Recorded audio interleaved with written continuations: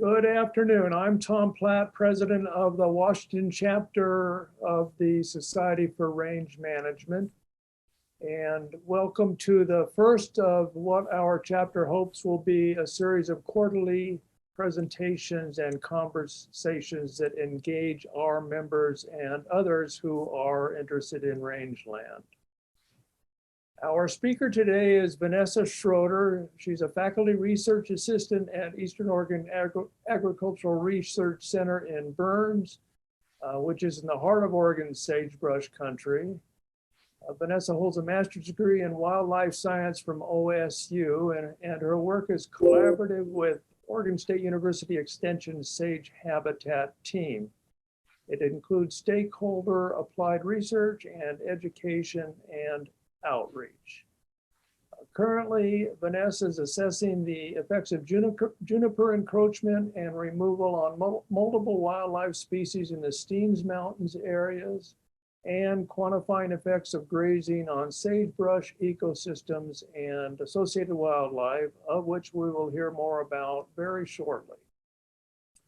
Her recent extension projects include development of threat-based land management tools for use in greater sage-grouse candidate conservation agreements and with assurances, and an editing partnership with OSU, SageCon, and High Desert Partnership to publish an 11-article special issue in the journal Rangelands, focusing on barriers and opportunities for addressing invasive annual grasses in the Great Basin.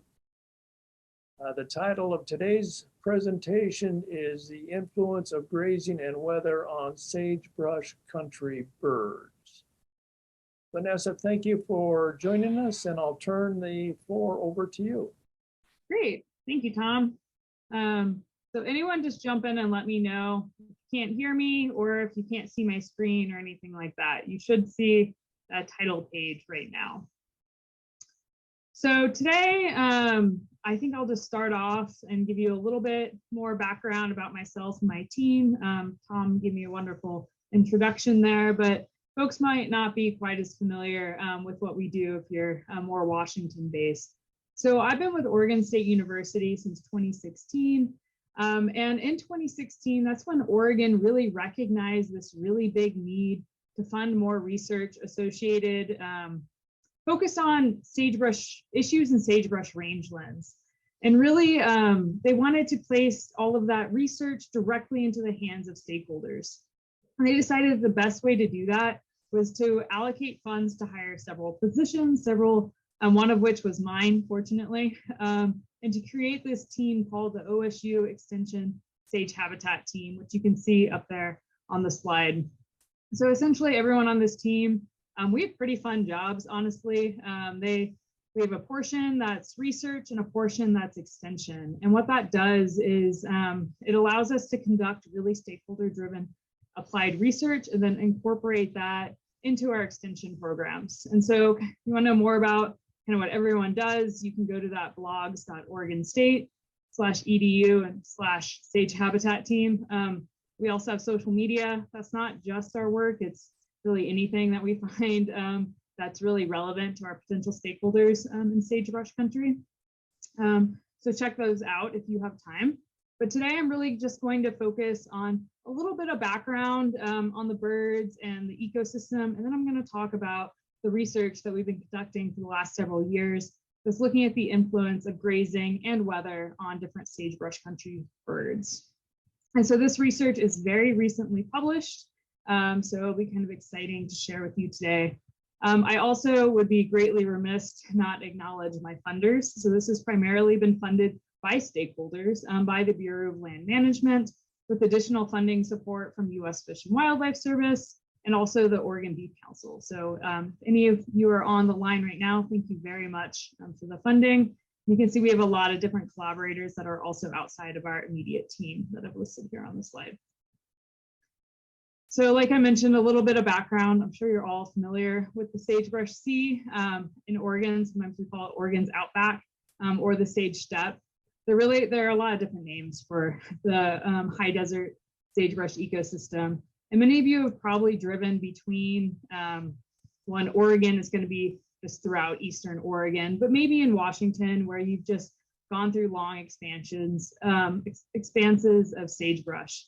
And so I've heard some people actually say, man, it just looks like the moon out there. There's nothing out there. It's constant and unchanging. And really, I kind of fight back against that because I think it couldn't be further from the truth. It's really incredibly diverse, especially when you start looking closer. There's a huge variety of plants and animals. And so with that, there's an incredible diversity in plants. We have starting with kind of our deep-rooted perennial bunch grasses. Those are really the foundation and the key to resiliency in the sagebrush ecosystems, such as that blue bunch wheatgrass, which has a pretty wide range west-wide, in that top left corner picture there, all the way down to the smaller perennial bunch grasses, such as our Sandberg's bluegrass pictured there in the bottom left. Of course, you can't have the sagebrush sea without sagebrush and without our shrubs, right? So in the center at the top, that's going to be our big sagebrush, which is very important, but we also have other shrubs that people might be less aware of. In the middle there is a flowering bitterbrush. This is amazing browse for different wildlife species. And there's also rabbit brush, which tells us a little bit about the disturbance history of the site. And then many people's favorites are the wildflowers, so known as forbs to scientists, right? So if you visited sagebrush country in the spring, you know it's really anything but drab and monotonous, right? It can just be, especially in a wet year, you get these super blooms. There's just so much color abounding throughout the sagebrush sea. So of course, all of that diversity in plants, it typically translates to diversity in wildlife as well. So many different species actually call the sagebrush sea home. It's not just birds. We have our ungulates, so our pronghorn, our elk, our deer, we have badgers, pygmy rabbits, all sorts of wildlife, just to kind of name a few. But all of this is connected, and unfortunately, the sagebrush ecosystem is actually one of the most imperiled ecosystems in North America. So it's facing these unprecedented landscape scale threats, such as these large scale increases in wildfire, expansion by junipers and other conifers, and then we have invasion by annual grasses. And so that's really led to it shrinking by over 50% in size. And a lot of that has to do with wildfires. I'm sure everyone's pretty well aware. Wildfires increase in size and frequency through the decades. So you can see here, this is just a quick animation that each one of those polygons is a different, the different color indicates a different decade. You can see areas are burning more and more frequently. Those polygons are on top of each other. And we're losing a lot of our landscape, of our sagebrush sea to fire. And really extreme weather is driving this larger, more frequent, and more intense wildfires. And we're actually getting what people are calling mega wildfires that are over 100,000 acres. So it's not just about the fire, but the changes in weather and fire frequency, they're actually fueling the expansion of annual grasses as well. So this is just a map where the darker color means the more annuals. So many of you are probably way too familiar with cheatgrass, Medusa head, maybe even Venata. These grasses are just continuing to increase, and in turn, they're actually fueling the frequency of wildfire. As you can see from this map, we're just continually losing good sagebrush country to annuals. And then the last kind of big threat I want to touch on is just woody expansion. So these are just maps of tree cover. The darker color means more trees. So we have way more trees now than we did 20, 30, 40 years ago. It's primarily juniper in the Northern Great Basin that's further shrinking it.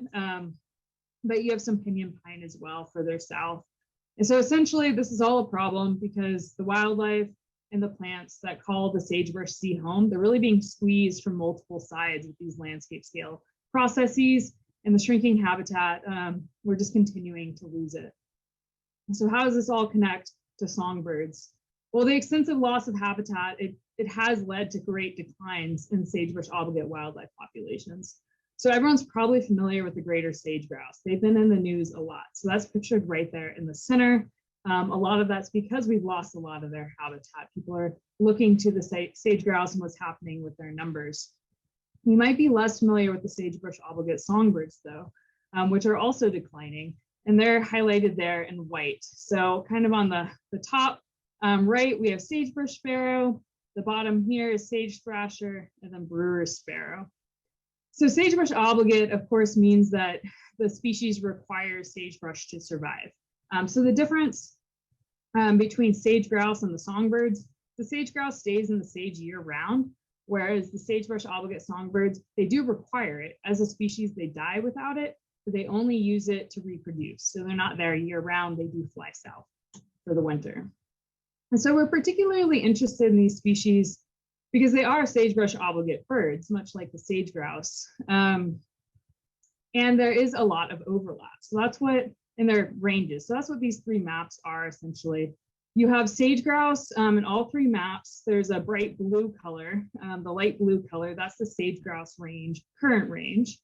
And then we have the three different songbirds where it's overlapping. So on the left there, you have sage thrasher with kind of that brownish color. That's the extent of the sage thrasher throughout the West.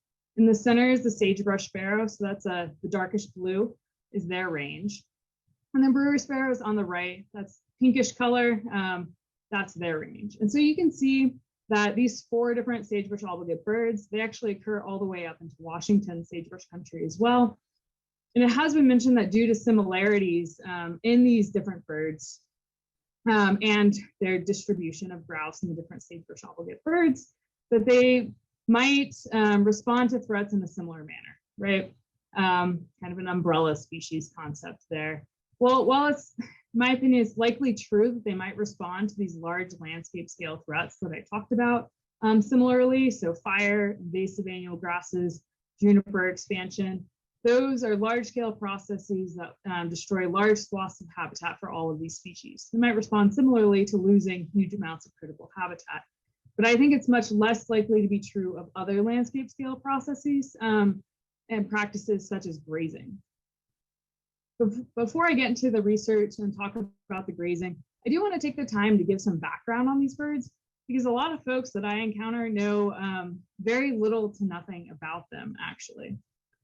And so before I started working with birds, I was doing more rangeland science and restoration. And if you'd asked me how quiet is the high desert, I would have said, well, it's insanely quiet. All you can really hear is the wind out there. And this is a big perk of wide open spaces away from big cities, right? It's why a lot of us fall in love with sagebrush country. But what I learned is I wasn't actually listening. If you haven't noticed before, when you're out this spring, you should, and you're heading into sagebrush country, I really encourage you to just stop and listen because I hadn't really done that for years. And once I knew what to listen for, I realized the sagebrush actually, there was a lot of noise. There was a lot of songs, particularly in the morning.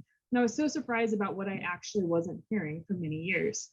So I'm going to go ahead and play the songs of these three different birds, just so you know what to listen to if you're out in the sagebrush country this spring. So I'm going to start with the sage thrasher. Let's see if my little links work here. So sage thrasher.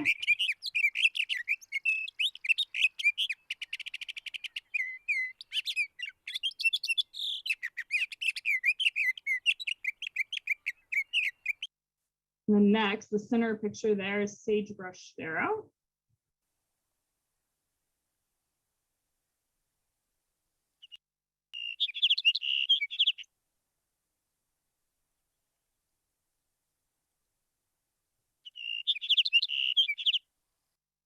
And then we have our last little guy, Brewer Sparrow.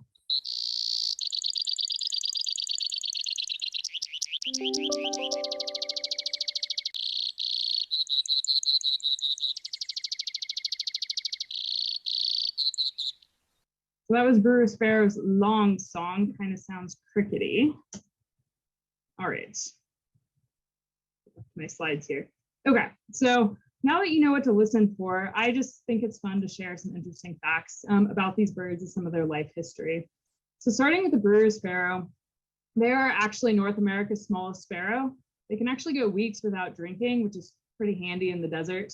The oldest bird is 5 years and 2 months. They nest off the ground, so very different than sage-grouse. They will never nest on the ground, and it's always in the sagebrush. They have that long song for mate finding, and then they have a short song that's much shorter, that's for territory defense. They actually switch it up. They do eat insects, so insects are very important for these guys. And they've evolved kind of to the high desert environment where when it's really hot, they will get on top of their chicks and hover above them in the nest, and they will fan their wings to actually cool them off when there's really extreme heat. So this is what their nests look like. So if you find any in the sagebrush, you'll know what it is. They lay 2 to 5 eggs typically. The nestlings stay in the nest for 7 to 10 days. Adults will incubate eggs from 9 to 12 days, usually 10 to 12. It takes 4 to 5 days to build their first nest, and they do build a new nest each time. They will typically re-nest even if they're successful or if the nest failed. In the second nest, they're much quicker. It only takes 2 days to build. They are monogamous, and males actually do help incubate the eggs and raise the chicks, potentially because it's a pretty harsh environment out there. Our sagebrush sparrows, this is what the adults look like. People like to call these birds the little brown birds. These guys actually do have a gray head. If you look at it, they can be identified by this white mustache, and this black dot right on the chest is a really good identifier. They're a bigger bodied sparrow, so they live longer. Oldest bird is about 9 years old. They have a high site fidelity, meaning that certain individuals, well, all the individuals typically come back to very similar, almost the exact same location every year to breed. But they do have variable nest placement. So some might be on the ground, much like sage-grouse. Others are much higher in the shrubs, more like our brewer sparrow. And what's fun about them is they run on the ground, tail up, kind of chipmunk-like. And so I've actually I've mistaken birds for chipmunks a couple different times until I get a closer look. So you don't expect birds to be running on the ground. You expect them to be flying. They are a species of conservation concern, and they're not nearly as common as our sage thrashers and brewer sparrows. So it's actually pretty rare to find them in other studies. So we're really lucky to have a lot of them on our experimental range in order to study because they are a very understudied species. And so this is what their nests look like and their chicks. They're pretty different than the brewer sparrow. The eggs aren't quite as bright and pretty. They lay 1 to 4 eggs, and they actually arrive at the breeding grounds already paired up, kind of late March, early April, but that depends on state and elevation. The females for this species end up doing most of the work, and sometimes the adults, they will occasionally lead predators away from the nest to try to protect their young. They are more secretive and a lot better at hiding their nests than brewer sparrows. Maybe that's why they're understudied. It takes a lot to find these nests. They're a lot better at hiding them. And they can nest on the ground sometimes in grasses, and they can also nest in different shrubs other than sagebrush. And so I'm going to talk a little about sage thrasher. We did study them, but we did not get enough nests to actually do all of the analyses. But because they're the third Sagebrush-Obligate, I thought I'd give you a little information on them as well. So they're actually the largest of the Sagebrush-Obligate birds. They have the larger territory size. So you have fewer nests in the same area as you would the smaller species. So that's why we just didn't have enough to analyze. And they can sing like crazy. So there was one recording of an adult male going for 22 minutes without stopping. So talk about a long breath, right? They're also mimics. And so some people call them a mountain mockingbird. And so with that being said, they are not a meadowlark and they're not a mockingbird. They are about the same size as a meadowlark. So from a distance, you might think that's what they are. But meadowlarks have that bright yellow and our thrashers don't. They're just stripy. And they are mimics like mockingbirds, but not actually mockingbirds. But these guys are incredibly curious and inquisitive. If you put something new in their environment, they will investigate. So it's fun to put cameras out. You can get a lot of pictures of really close-up thrasher faces, wondering what the heck is in their territory. And different from other birds, you can see they have these really bright orange or yellow eyes, which is a pretty good species identifier. And then once you disturb them once, you will never see them again. So we find nests by flushing the birds from the shrubs, and we'll find the nest. Every time we go back after that, the adult is nowhere to be seen. They're just very sneaky. Once you've caught them once, you won't see them again. And unfortunately, they've lost 52% of their numbers since 1966. So this is what their nests look like. I absolutely love their eggs. They lay 3 to 5 eggs. They pick the densest, often the biggest shrubs to nest in. They use sticks and twigs instead of those grasses and fir, like the other species. And they'll even sometimes build a canopy or a ceiling above their nest made of sticks. It's unclear as to why they do that, maybe for a predator, hiding from predators. But they do have these brilliant turquoise eggs, which people ask, why would they have bright eggs? Isn't that obvious to a predator? But when you have those adults on top of that nest, you can be staring right at a nest and you probably won't see it. They're very camouflaged. And during nesting, the birds are really secretive, so they spend most of their time sneaking and running around on the ground. That's why all of those pictures on the other slide were of them on the ground. And then interesting, different than the other birds, the adults spend equal time raising the young for this species. So but let's get back to grazing. So why grazing? So grazing is not one of the primary threats to the sagebrush ecosystem, right? It's not one of those big landscape scale threats degrading our wildlands, but it is the primary land use on both public and private lands. So just to demonstrate this, this is a map of beef cow density by county. It's just gross numbers. You see there are a lot of cattle on the landscape out west, particularly in Southeast Oregon, where this study is conducted. We have over 60,000 cows in our county any given year. It's also really important economically, especially for my state. If you look at hay and cattle together, it's $1.3 billion or more each year annually. But unfortunately, grazing has been indicated as a potential concern for sagebrush-obligate songbirds, but to date, there had been no science really that was conclusive about that. So we set out to try to investigate this. So we know that our songbirds are declining, primarily due to these 3 landscape scale threats. And grazing, of course, is our primary land use. It can also modify habitat in a variety of different ways.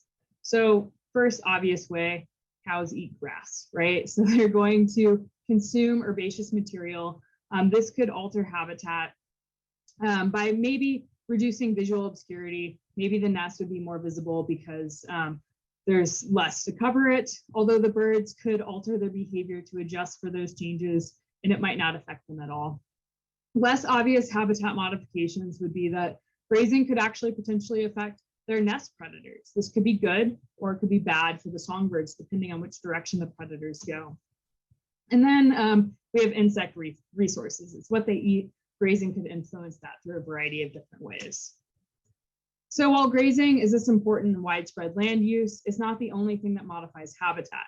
So weather in the Northern Great Basin, where the study took place, is incredibly variable. It's also likely a driver of our nest success. And so this is a graph showing extreme variability in precipitation every year out at our experimental sites. So the y-axis is crop year precipitation in inches. Each black dot is a different year. And those 2 orange lines, that's roughly the average. And you can see we almost never have an average year. And like grazing, weather can also interact. It could affect the songbird predator community, could also affect the insects. So how did we study this? We ended up conducting a replicated grazing experiment with pre-treatment and post-treatment data, where we had 3 different grazing treatments. We had a no grazing control, so grazing exclusion, represented there in blue, a dormant season grazing, and a rotational spring deferred grazing, all at moderate intensity. So the grazing exclusion, the control, no cows were in those pastures at all during the study. The burnt orange rotational spring deferred grazing, it's really kind of the status quo out here. And so that's where most of our producers, they'll graze their cattle in the spring so they can eat the grass when it's really nutritious and delicious 1 year. But then that might not be a good thing for the landscape if they did that every single year, year after year. It could be damaging to the grasses. And so the next year they end up deferring grazing until after seed set of the native bunch grasses, allowing those plants to recover and to set additional seed. But then dormant season grazing in green is being looked to more and more by producers and potential land management agencies as a way to maybe improve rangeland health. There hadn't been any science to date looking at how that might affect wildlife, specifically the sagebrush-obligate birds. Great. So you see those gray boxes, those are the breeding season. That's when we collected data. And you'll notice that the 2017 box, it's a bit darker. That's because it was our pre-treatment data. But we also was the first year that we applied treatments. So that's why we started with defer. So 2017 is both pre-treatment data and the first year of application. So we did collect data through 2021. We applied 4 years of treatment. But today I'm only talking about the short or medium term effect of grazing, which is the pre-treatment plus 2 years of grazing application. So 2017 through 2019. So I mentioned that we held grazing intensity at moderate. There's so much about grazing utilization I could talk about for an hour. I'm not going to do that. Happy to answer questions. But we went with what our local BLM goes with. We wanted to be really relevant to the folks around us, and that's using the landscape appearance method. So it's a visual assessment. They define moderate as 41 to 60% use. Something important there is that moderate also means there's 15 to 20% of available seed stocks on the bunch grasses are remaining. So what did our study design look like? So here's just a map of Oregon. It's kind of faint, but you can see the star. That's roughly where the Northern Great Basin experimental range is. It's about 16,000 acres. It's where the study was conducted. And our study consists of 3 different blocks. You can see these 3 different clusters, each one's a block, and 3 different treatments. And so we created all 9 pastures, and then we randomly assigned each treatment within each block. And so dormant season there is in green, our rotational spring defer is in burnt orange, and then our blue is that grazing exclusion. And so for each of our blocks, the treatments were immediately adjacent. They were only divided by a barbed wire fence, but there is spatial separation between the blocks as indicated by those double-sided arrows there. Okay, so let's get into what we found. So I'm going to start with the summary of what we found, and I'm going to go into more details. I'm not going to go into the effects of grazing on the plant community today, but I will say that we did get a grazing treatment effect. We're going to analyze all of that with all 5 years because it'll be more informative. But on the short term, we did get what we wanted, that the cows ate the grass, they ate the forage, and we did detect a decrease in herbaceous cover, which is what we wanted and expected. And I'm not going to go into all the gory details for everything about the study here. If you're super interested in that, you can look at the QR code or that short link there, and that'll take you to the actual publication. It's pretty technical, so I'm going to go through a much more high level here. Okay, so this slide, it tells us what factors played a role in determining how likely nests were to survive. And so these were in different clusters. This included weather, such as precipitation and temperature. We did have some pretty limited effects of vegetation, and we did end up having a positive bias from some of our research methods, specifically from cameras that we placed near the nests.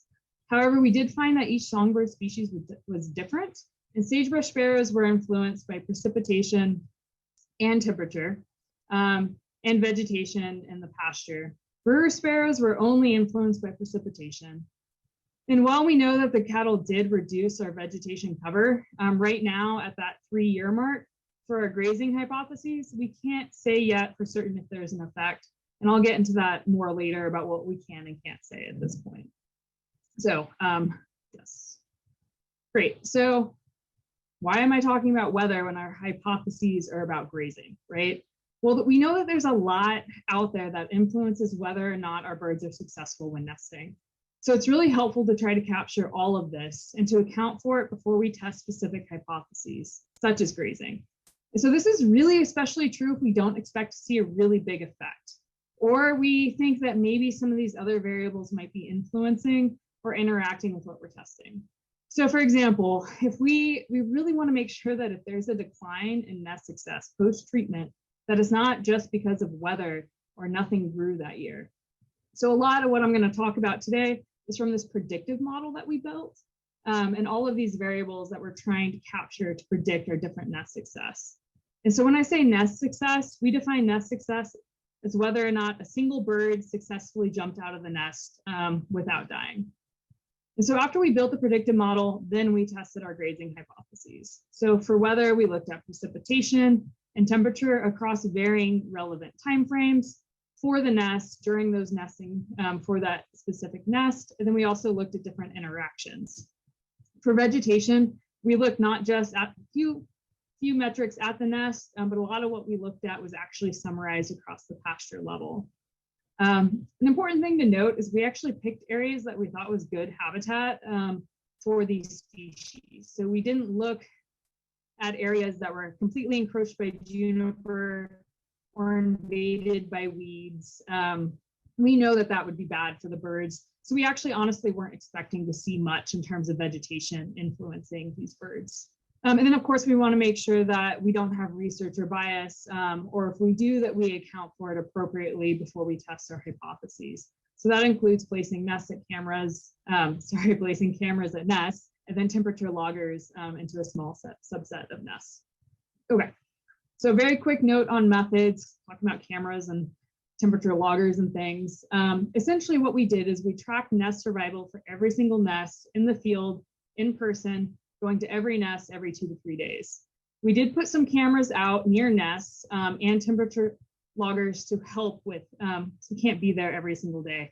Cameras would tell us if they were successful or not. And then the temperature loggers, one is placed in the nest and one is outside.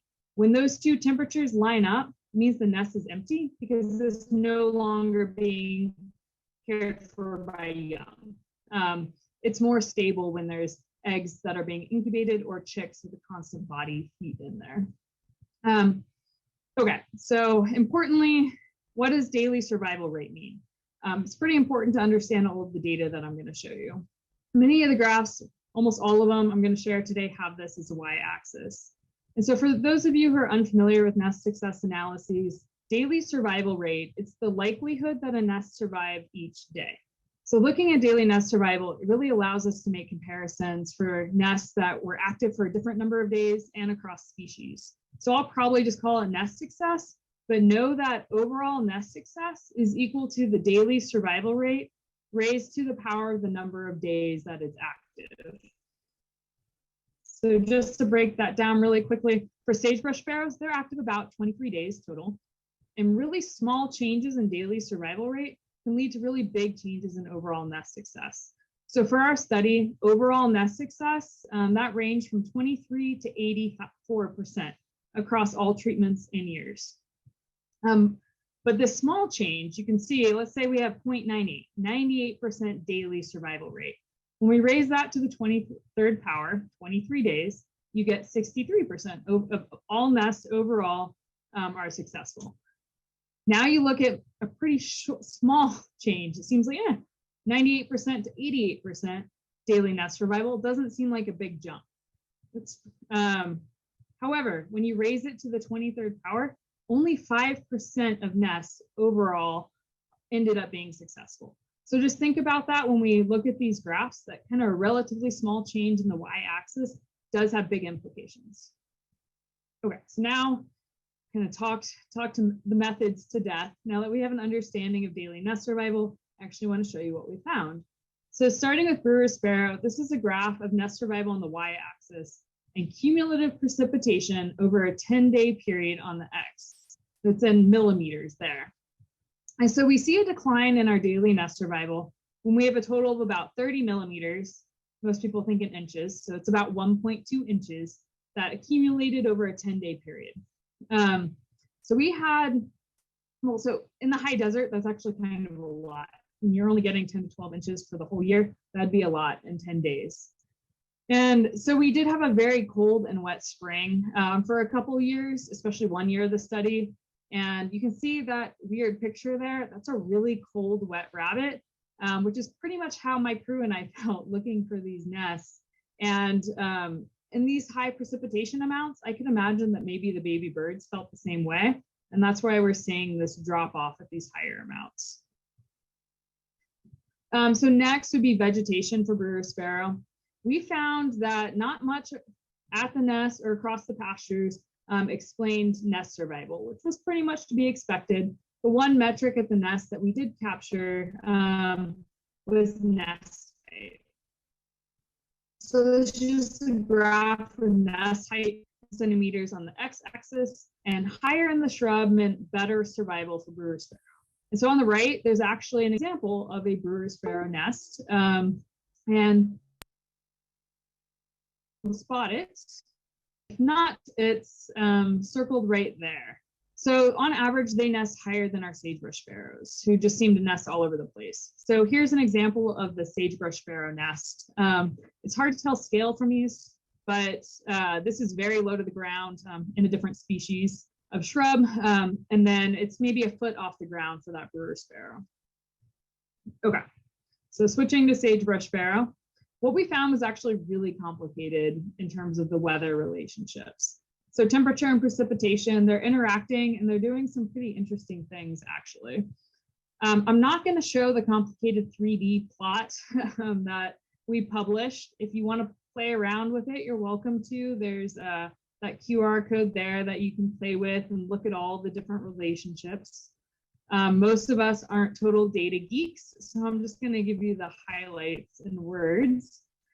Nests ended up performing poorly when it was very hot and very dry. So you can think just like dry, crispy rangelands. So our thresholds there were, it was over 86 degrees Fahrenheit on average, and you had less than a 0.4 inches of rain over a 5-day period. So for sagebrush sparrow, the 5-day period is what came out on top. They also, interestingly, they really didn't do well when it was rainy and temperate. So in this in-between temperature, 54 to 68, if it was that range and there was a lot of rain, so over about an inch, which is also kind of a lot in this part of the world, they really didn't do so well. So this could be because maybe the adults thought it was warm enough to leave their nests unattended and to go forage. And maybe that movement attracted predators to the nest, or maybe the adults just misjudged and they didn't realize that the wet conditions were just too much for them. So hot and dry was definitely the worst, though. So on the flip side, we have sagebrush sparrows were successful when the temperature in the intermediate levels of precipitation, so between 0.4 and 1 inch over a 5-day period, they were pretty much fine regardless of temperature. But really hot and wet was also okay, but very cold and dry was fine, and temperate and dry was fine. So it seemed like a lot of precip was kind of driving this for them. Okay, so sagebrush sparrows, unlike brewer sparrows, they sometimes choose to nest in different shrubs. So it's not always our big sagebrush.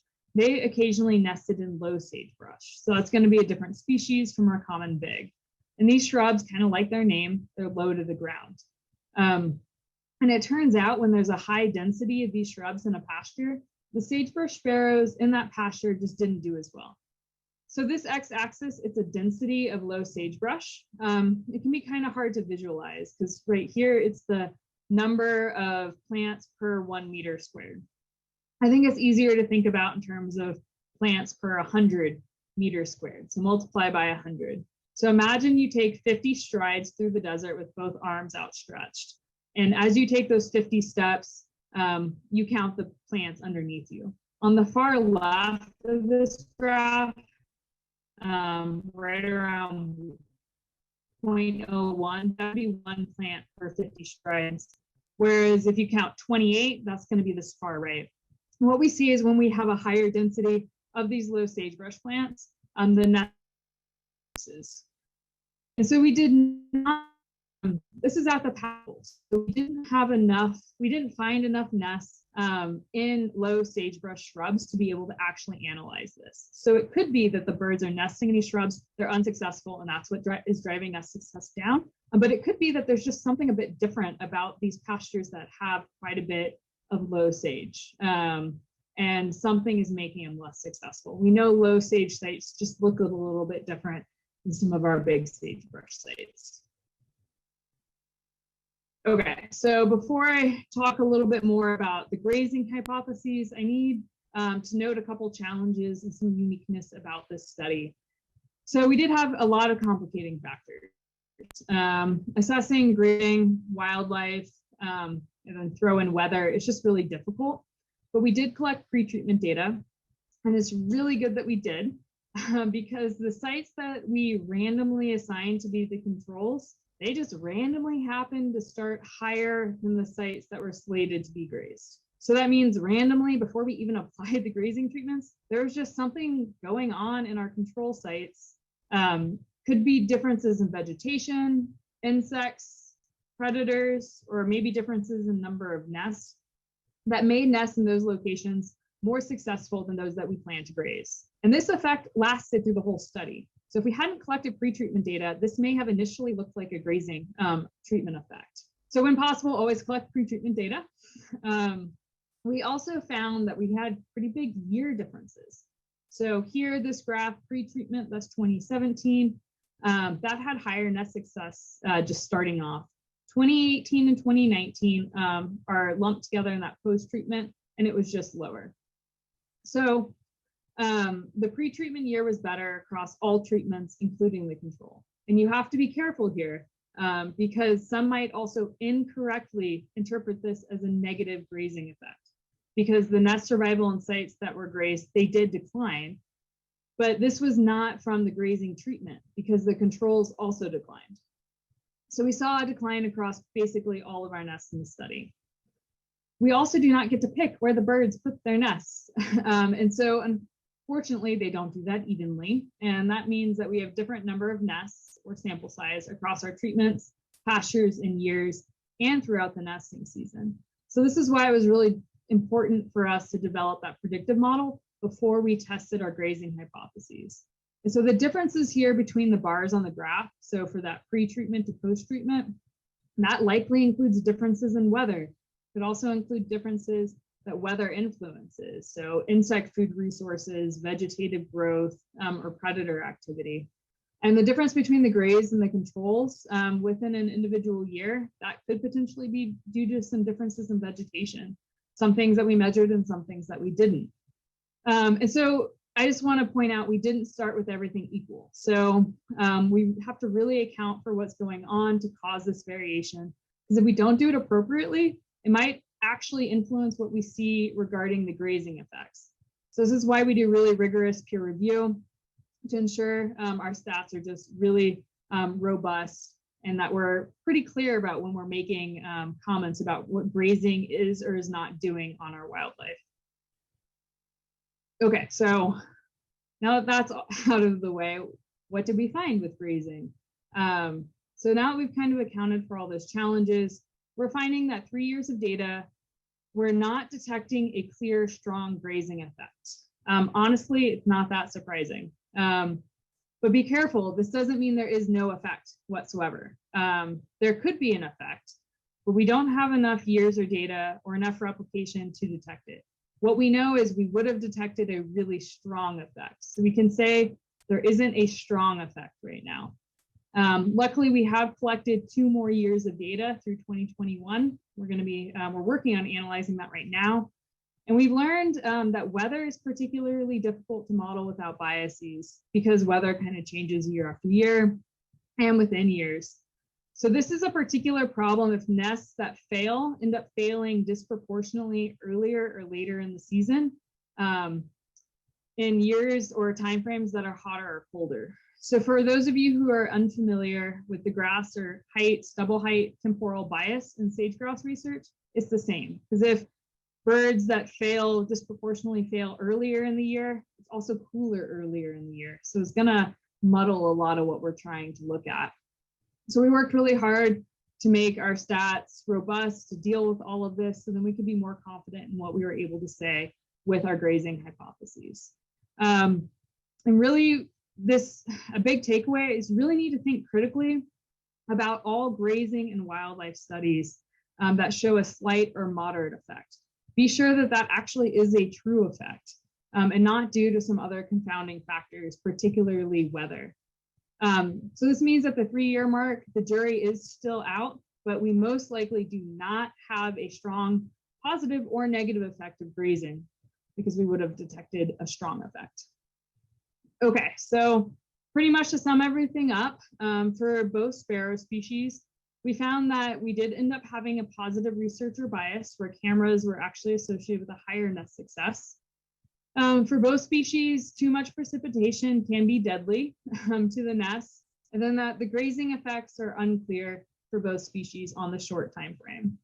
For sagebrush sparrow, temperature matters, and it actually mediates the effect of precipitation. So hot and dry conditions were the worst, but hot and wet were not so bad actually for the nests. We also found that when sagebrush sparrows nested in pastures with a higher density of low sagebrush, the nests, they just fared worse. Brewer sparrows, it was a bit different. There was no clear temperature effect, but nesting higher in the shrub did prove to be a more successful strategy for them. But ultimately, the takeaway is that at the short-term junction, weather, site, and year are better predictors of nest success than grazing.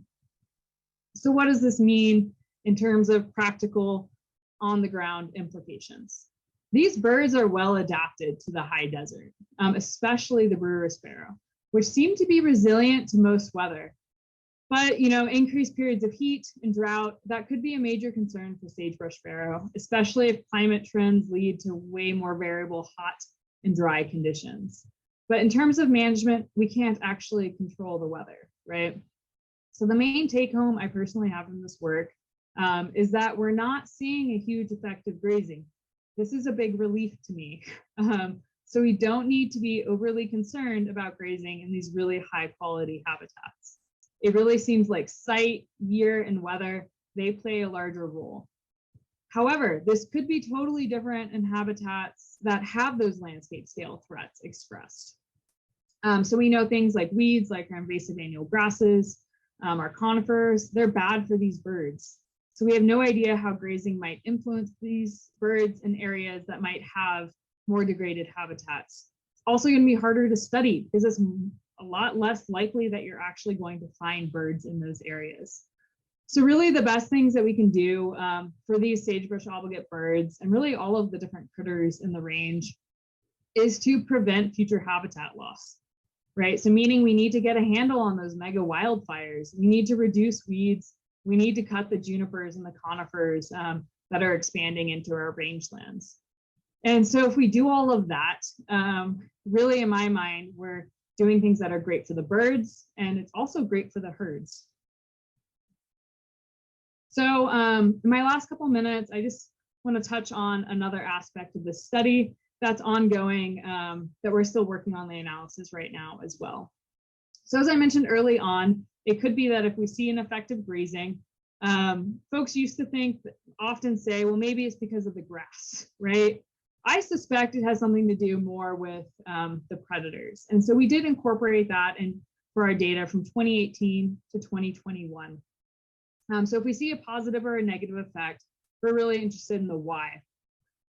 And I just wanted to tease that a little bit. So we know that research in other systems tells us that grazing, it can actually decrease or alter the activity or abundance of these potential nest predators. So that could be snakes, badgers, rodents, raptors, other critters. And so there hasn't been research in sagebrush country on this, but there's several reasons why grazing could affect different species. Cows eating grass could reduce food resources, or potential screening cover, maybe for rodents, that could alter their own foraging or their own predator avoidance, maybe of the birds flying ahead. And if they're less likely to be out and about, maybe they won't be eating as many sagebrush sparrow eggs. Or if their abundance is down, maybe that influences other nest predators, such as bobcats or badgers. So it could be good for our birds. And so to do that, what we're working on here is 3 different lines of evidence. It's why we have cameras out. So what are the predators actually eating the nests? When we graze, does the activity of actually grazing or the reduced herbaceous cover, does that influence these nest predator communities? And then we need to connect, does that predator activity then actually link to nest success? So that's what we did, just some fun pictures. We did have cameras out, and you can find that we found a wide variety of different species eating our chicks and eggs. You have birds, we have some kestrels getting at our nests. There's ravens that do eat our songbird nests. And then we have our snakes, of course. They do climb shrubs. You can also get them on the ground. And so that's a gopher snake belly right there.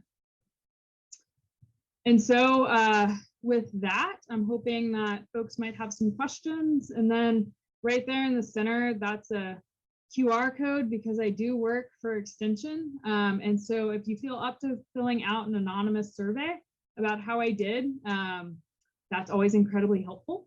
But if not, I'm happy to take any questions that people have.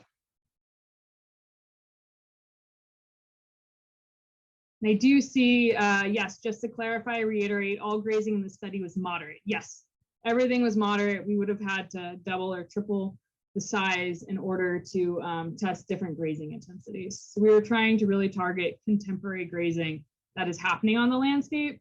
A lot of people have looked at really extreme light or really extreme heavy. We didn't find that that would be particularly useful if we're not seeing it happen a lot, at least in our part of the world.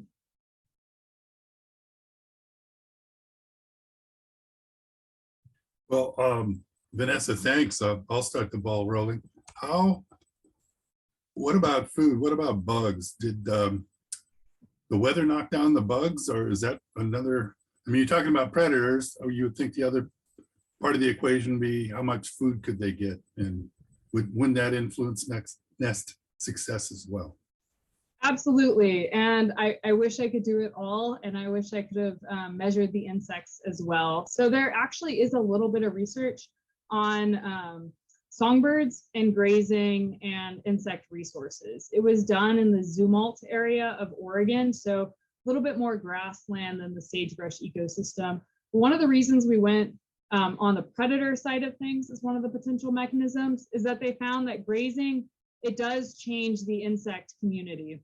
And this study actually looked at the diet. So they analyzed fecal matter of the chicks to see what insects they were eating and then what the abundances were. And they found that while grazing did change the composition of the insects, the birds just adapted. They just ate different things and they didn't have any changes for chick growth or survival that they could detect. But that definitely, I would think that maybe grazing influencing the insects probably has less of an effect as weather. So weather changing the insects, maybe that's why we had really bad years the last couple of years. There was just no food.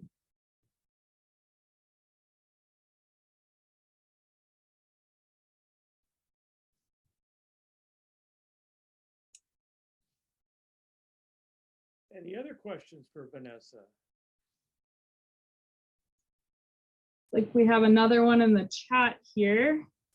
So if low sage in the low sage pastures, did you look at the possible soil type? Could it have influenced forbs to insect density to survival of birds? You know, that's a great question.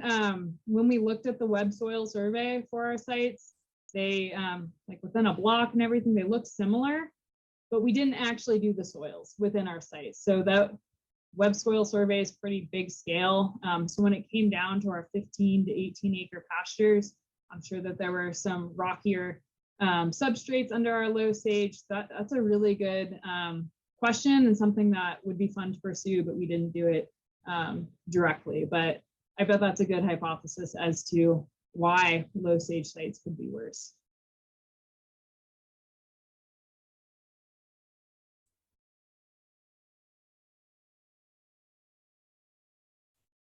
More questions? Well, I'll jump in again. Okay, what about birds like loggerhead, shrike? I mean, there's a whole bunch more birds out there than just the sage, those three. Well, two-part question. Are those three you identified the only sagebrush obligates? I mean, obviously besides sage-grouse. And I don't know, obviously there's a lot of other birds out there, but you had to choose in order to have a manageable study. Is that basically why those three birds? That's the question. Why those three birds? Absolutely, because they are identified as the sagebrush obligates. So loggerhead shrikes, they're in the sagebrush, but if you get rid of sagebrush, they can nest elsewhere. So if you eradicate all sagebrush rangelands, you will no longer have these three songbird species. So these are specialists like the sage-grouse. Loggerhead shrike, more flexible. Gray flycatcher you'll find out in sagebrush rangelands as well, more flexible. Vesper sparrow, more grassland. So we did actually capture every single nest that we found in these study sites. And we only found, we found one shrike, one Vesper sparrow, and I think 3 gray flycatcher. That's just not enough to analyze. I'm surprised we didn't find the western meadowlark. They're all over, and I think it's because they're not nesting in shrubs. We missed them. You would need rope dragging or a different method to target those species.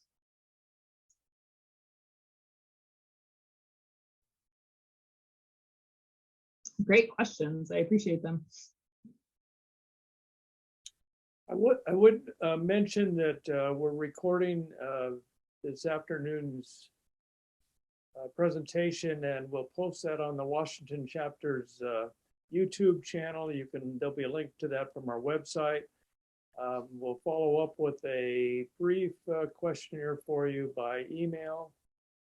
Vanessa, I'd like to thank you very much for an excellent presentation. This was a great start to what we hope, as I mentioned in the introduction, will be quarterly discussions with our colleagues about topics of rangeland interest. And I guess we've got one other question about, the question is, what would you describe the rope dragging to Sure. cover the bird? Yeah. So rope dragging actually used to be done in sagebrush ecosystems. It's where 2 people hold a very long rope really tight, and they drag it close to the ground to flush birds. So we find nests by flushing birds. It's almost impossible just to look for them. You have to see the adult leave. And that was incredibly damaging to sagebrush. You're catching it and you're breaking apart the habitat. So that's used almost exclusively in grasslands. So you'll find that in slightly different habitats. Areas post-burn would be a good way to use it. So it's just, you gotta have really good arm strength, multiple people holding this rope to drag through the grass, and you basically push the bird off of the nest, and that's your best chance of finding it. We use a 2 meter, a 6-foot stick that we tap shrubs. That's the most effective in sagebrush. So it can be a bit tedious, but it's really exciting when you actually find a nest. It's 10 plus miles of walking to find maybe 1 or 2 nests a day at a time. So it's a lot of hard work, enjoyable.